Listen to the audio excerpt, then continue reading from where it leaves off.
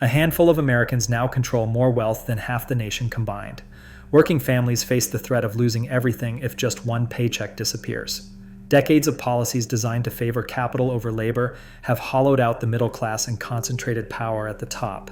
The result is not just unfair, it is destabilizing, and it has echoes of past empires that collapsed the same way. How did this system get built, and why is 2025 the breaking point? In 1980, the United States began a sweeping transformation of its economic rules. Lawmakers slashed top marginal tax rates, dropping them from 70% to 50% under Reagan, and then to 28% by the end of the decade. Financial deregulation soon followed, with the gradual rollback of protections like the Glass-Steagall Act, which had separated commercial and investment banking since the Great Depression. These changes opened the floodgates for rapid growth in asset-based wealth. Capital gains and dividends received preferential tax treatment, letting returns on stocks and real estate outpace wage growth year after year. By 2025, the top 10% of Americans own over 80% of corporate equities and mutual fund shares.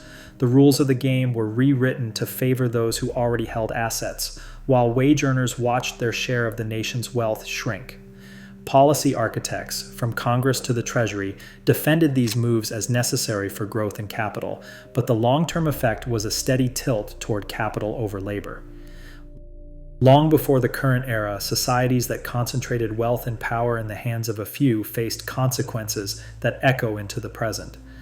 In the late Roman Empire, estate surveys show a striking rise in the size of elite villas, while the number of small landholders dwindled. As estates grew, the economic backbone of the middle class collapsed, leaving cities vulnerable to unrest and decline. Spain's imperial wealth, once unrivaled, narrowed to a handful of noble families, draining vitality from the broader population and weakening the state. Victorian Britain, too, saw fortunes amassed by a narrow elite, documented in wealth studies that trace the erosion of opportunity for most citizens. Today's surge in the Forbes 400 threshold from $240 million in 1982 to $3.3 billion in 2024 mirrors the same structural drift. Across centuries, the erosion of a broad economic base has signaled instability, not just for individuals, but for entire systems. By 2025, the top 10% of Americans hold more than 70% of the nation's total wealth, a figure echoed across major economies worldwide. For the median household, the picture is far different.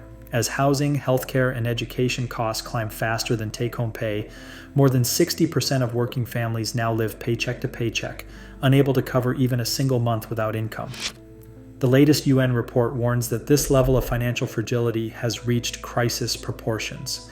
In one composite family, both parents work full-time, yet their combined wages barely stretch to cover rent, insurance, and rising food bills. A single emergency, an unexpected car repair, or medical expense can tip the balance from stability to debt. Racial disparities compound the divide.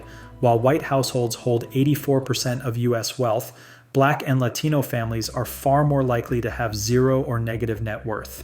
These numbers reveal a system where security is increasingly out of reach for most. In 2025, across the country, young adults scan real estate listings only to find prices that have soared far beyond reach. The median home price in the United States stands at $408,000, a figure up 45% since 2020, while median incomes have barely budged.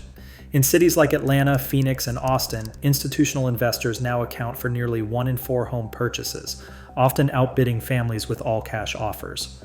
For many would-be buyers, the dream of homeownership is blocked by down payments that can exceed annual salaries and mortgage requirements that demand perfect credit.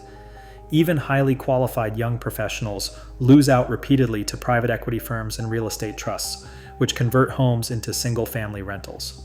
The result is a generational divide. Millennials and Gen Z face the lowest homeownership rates in modern history, while rent-to-income ratios climb to record highs.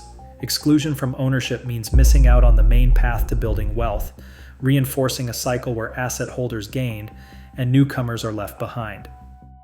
Tax law has become a fortress for concentrated wealth. The 2017 Tax Cuts and Jobs Act doubled the federal estate tax exemption to nearly $28 million for couples by 2025, allowing fortunes to flow across generations with minimal taxation. Meanwhile, high-frequency and artificial intelligence-driven trading have delivered returns of up to 40% annually for top firms, far outpacing the 5 to 8% available to traditional investors. Ownership of those trading firms is tightly held by the top 0.1%, compounding their financial edge.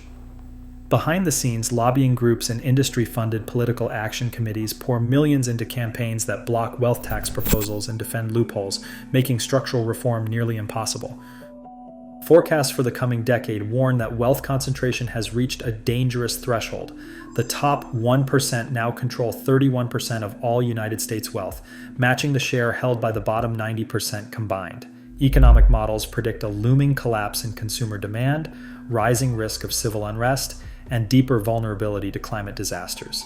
These are threats that no society can ignore. Today, over 60% of working families cannot survive a single missed paycheck. As wealth piles higher at the top, stability fragments below, the clock is still ticking. What happens next is up to us.